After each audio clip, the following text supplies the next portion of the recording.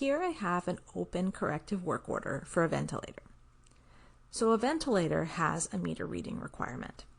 And regardless of the type of work order that you're using, the meter reading field is always required. So it could be a PM, it could be a corrective, no matter which type of work order it is, you're going to have to enter a meter reading. So I'm ready to complete this work order, and the meter reading field can be found on the Complete Work Order tab. You may have to scroll down to see it. Down here is the meter reading, or the Quick tab. And I personally like to work out of the Quick tab because all the fields I need to close my work order are all located in one place. So on the Quick tab, you can see the meter reading is here. So on this work order, I've entered in my parts, I've entered in my time charges, I have a comment that's filled in, and so all that's really left is for me to complete the work order and enter in the date. Now, if I was to complete this work order and put in today's date and skip putting in the meter reading, let me just select today's date here and hit save, I'm going to get a pop-up message that tells me that the meter reading is required. So I cannot close this work order without entering that. So we do recognize that there are going to be times, especially when you're doing a corrective work order, that you won't be able to get the meter reading because you won't be able to access the system in service mode when it's on a patient. And so in those circumstances, there is a workaround. You can enter 0 in for your meter reading.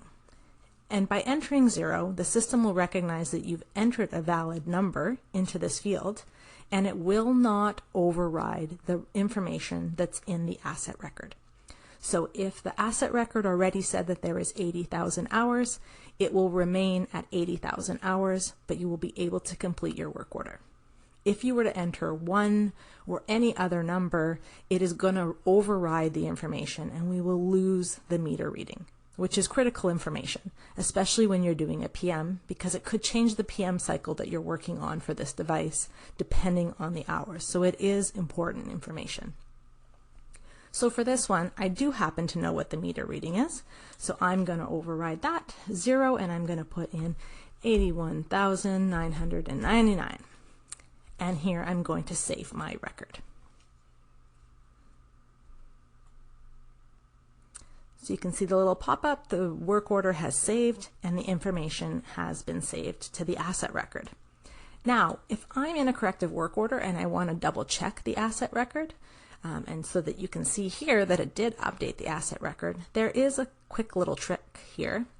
If you go to this little info icon that's next to the asset number, and you click on that, it's actually going to take you to the asset record in a child window. So here you can see that we have the asset record, so we're no longer in the work order, but it is behind this one. I can go to my life cycle tab, and I can see the meter reading here has been updated with the information I just put in my work order. And so I can look at any of the tabs or any of the information on my asset record here without leaving my work order. And then when I'm done, I just close this asset record and I'm back to my work order. And that's how you enter the meter reading.